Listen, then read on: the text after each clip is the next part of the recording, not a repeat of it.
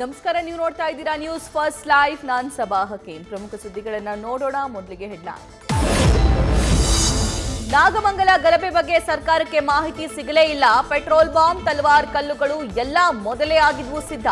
ಮೇಲ್ನೋಟಕ್ಕೆ ಪೂರ್ವ ನಿಯೋಜಿತ ಎಂಬ ಅನುಮಾನ. ಗುಪ್ತಚರ ಇಲಾಖೆ, ಪೊಲೀಸ್ ಇಲಾಖೆ ಸಂಪೂರ್ಣ ಫೇಲ್ಯೂರ್ ಆದ್ವಾ?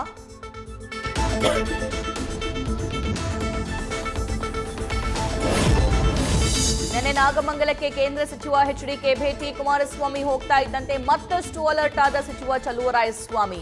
ಇವತ್ತು ಮತ್ತೆ ನಾಗಮಂಗಲಕ್ಕೆ ತೆರಳಿ ಎರಡೂ ಕಡೆಯ ಮುಖಂಡರ ಜೊತೆ ಶಾಂತಿ ಸಭೆ, ಪರಿಹಾರ ವಿತರಣೆಯೂ ಸಾಧ್ಯತೆ. ನಾಗಮಂಗಲ ಘಟನೆ ಬಿಜೆಪಿ ಸಂಘಟನೆಗೆ ಪ್ಲಸ್ ಆಗೋ ಸಾಧ್ಯತೆ. ಇಂಥದನ್ನೆಲ್ಲ ಬಳಸಬಾರದು ಅಂತ ಕೇಂದ್ರ ಸಚಿವ ಎಚ್.ಡಿ. ಕುಮಾರಸ್ವಾಮಿ. ಪರೋಕ್ಷವಾಗಿ ದೋಸ್ತಿಗಳ ಮೇಲೆ ಕಿಡಿಕಾರಿದ ಕುಮಾರಸ್ವಾಮಿ.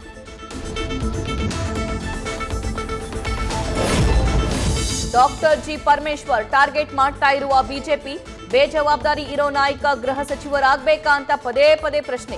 ಮಂಡ್ಯ ಘಟನೆಯನ್ನೇ ಅಸ್ತ್ರವಾಗಿಸಿಕೊಳ್ತಾ ಇರುವ ಕೇಸರಿ ಪಡೆ. ತಪ್ಪು ಮಾಡದಿದ್ರೂ ವಿಪಕ್ಷಗಳು ಆರೋಪ ಮಾಡ್ತಿವೆ. ಎಂಥದ್ದೇ ಸಂದರ್ಭ ಬಂದ್ರೂ ನಿಮ್ಮ ಜೊತೆ ಇರ್ತೀವಿ, ನೀವೇ ಸಿಎಂ ಆಗಿ ಇರಬೇಕು. ಸಿದ್ದರಾಮಯ್ಯಗೆ ಅಭಯ ನೀಡಿರುವ ಸಂಪುಟದ ಸಚಿವರು. ನ್ಯೂಸ್ ಫಸ್ಟ್, ನಿರ್ಭೀತಿಯಿಂದ ನಿಮ್ಮ ಪರವಾಗಿ.